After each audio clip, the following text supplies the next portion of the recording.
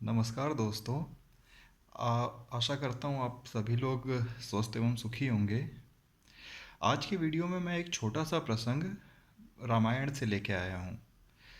रामादल में और रावण के बीच एक घोर युद्ध चल रहा था और धीरे धीरे करके रावण के जो भी महारथी थे और महाराक्षस थे वो श्री राम जी के द्वारा या उनकी सेना में हनुमान जी के द्वारा और लक्ष्मण जी के द्वारा उनका संहार हो रहा था।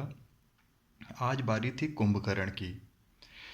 कुंभकर्ण भी श्री लक्ष्मण जी के जैसे ही अपने भाई के और अपने देश के बहुत बड़े भक्त थे।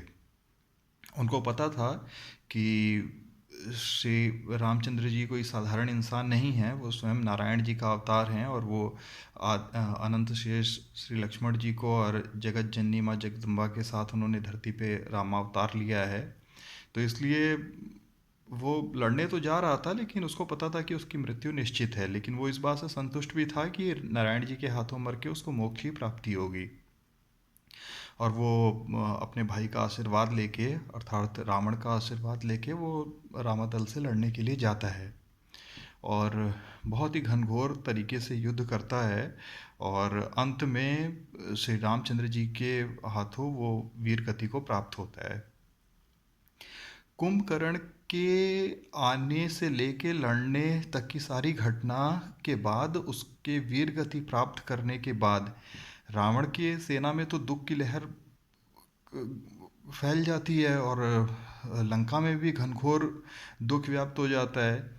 लेकिन इसका प्रभाव इतना पड़ता है कि रामादल में भी सभी लोग दुखी हो जाते हैं, क्योंकि कुंभकर्ण जैसा उसका स्ट्रक्चर है और उसका जो वर्णन आता है वो बहुत ही अति भीमकाय और बहुत ही बहादुरी से लड़ा था और उसको श्री रामचंद्र जी ने उसके शरीर के टुकड़े टुकड़े करके उसको उसका संहार किया था। तो इस घटना के बाद लक्ष्मण जी बहुत व्यथित हो जाते हैं और वो प्रभु श्री राम जी के चरणों में बैठ के रोने लगते हैं और कहते हैं कि भगवान, ये सब इस पूरे युद्ध का और इस युद्ध में जितने भी संहार हो रहे हैं, कई लोगों के बच्चे वीर गति को प्राप्त हो रहे हैं, कई लोगों के पति वीर गति को प्राप्त हो रहे हैं, कई लोगों के पिता वीर गति को प्राप्त हो रहे हैं और इस सब का कारण मैं हूँ।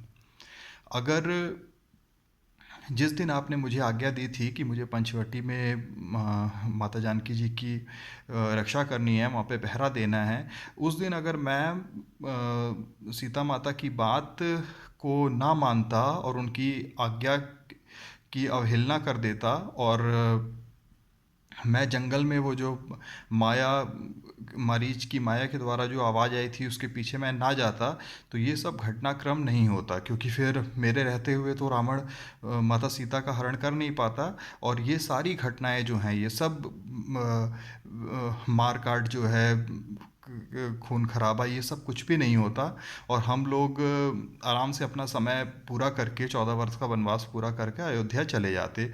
इस तरह से लक्ष्मण जी को बहुत ही ज़्यादा व्यथित देखकर और घबराया हुआ देखकर श्री रामचंद्र जी उन्हें उपदेश देना शुरू करते हैं, जो कि बहुत ही गूढ़ और बहुत ही गहरा रहस्य है, जिसे वो श्री लक्ष्मण जी को समझाना शुरू करते हैं। वो श्री रामचंद्र जी कहते हैं कि देखो लक्ष्मण, इसमें तुम्हारी कोई गलती नहीं है। हमारे जीवन में जो भी घटनाएं घटित होती हैं उसके पीछे कोई ना कोई एक उद्देश्य छिपा होता है, हर घटना के पीछे। और कोई भी इवन अगर एक छोटी सी भी, अगर रोड पे चलते हुए एक छोटी सी भी कोई घटना होती है तो उसके पीछे भी कुछ ना कुछ उद्देश्य और कुछ ना कुछ सबटेक्स्ट चलता रहता है। श्री रामचंद्र जी फिर इसी बात ही लक्ष्मण जी को समझाते हैं कि देखो लक्ष्मण, अगर तुम उस समय सीता जी की आज्ञा मानकर अगर मेरे पीछे नहीं आए होते, मुझे ढूंढने मुझे बचाने के लिए नहीं आए होते, तो उनका हरण भी नहीं होता रावण से।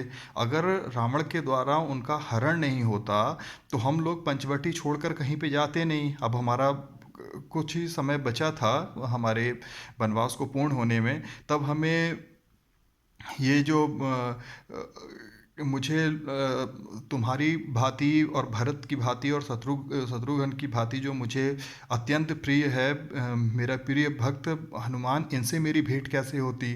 और ये मेरे अनन्य मित्र जो बने हैं सुग्रीव जी, इनसे मेरी मित्रता कैसे होती।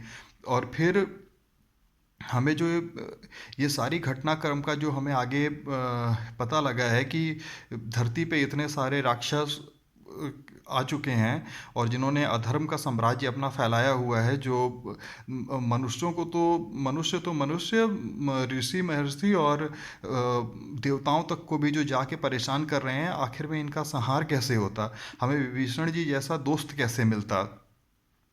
तो इसलिए तुम बेकार में अपनी चिंता छोड़ो और व्यथित मत हो।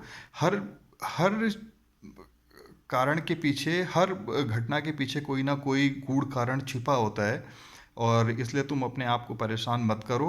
और इन अधर्मियों का नाश करने के लिए ही हमारा अवतार हुआ है धरती पे। तो इसलिए तुम इस व्यर्थ की चिंता को छोड़ो। तो ये जो घटना है ये हमें भी बहुत कुछ सिखाती है। कई बार हमारे जीवन में हमारे साथ भी कोई ऐसी चीज़ें घटित हो जाती हैं जिसे हम नहीं चाहते हैं, या जो अनजाने में होती हैं, जिन्हें फिर हम सोचते हैं कि अगर मैं ऐसा नहीं होता तो मैं ऐसा कर देता, ऐसा हो जाता तो मैं ऐसा कर देता। तो हम ऐसे ऐसे कई भाव हमारे मन में आते रहते हैं कि उस समय मैं ये नहीं ये करता तो ये हो जाता।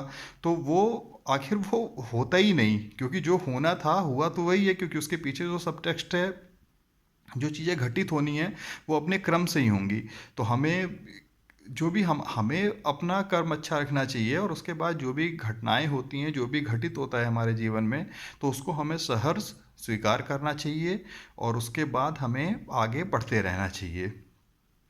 तो आज की रामायण से हमें यही शिक्षा मिलती है कि everything happens for a reason.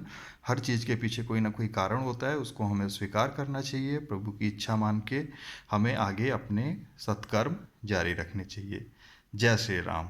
Good night.